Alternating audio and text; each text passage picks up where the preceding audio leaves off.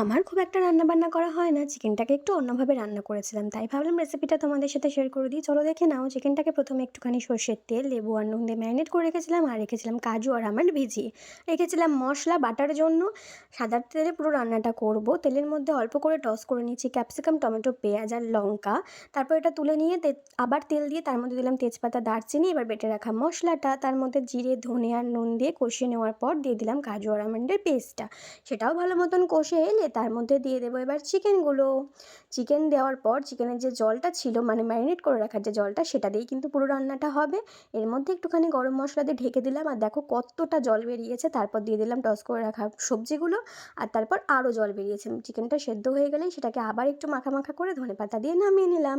খেতে তো বেশ ভালোই লাগছিল। আমার মা একদম চিকেন খায় না, সেই জন্যই একটু অন্যরকমভাবে করা। তোমাদের কেমন লাগলো সেটাও জানিও। মাও ভালো বলেছে। চলো দেখা হচ্ছে পরের ভিডিওতে। টাটা, সবাই ভালো থেকো, সুস্থ থেকো।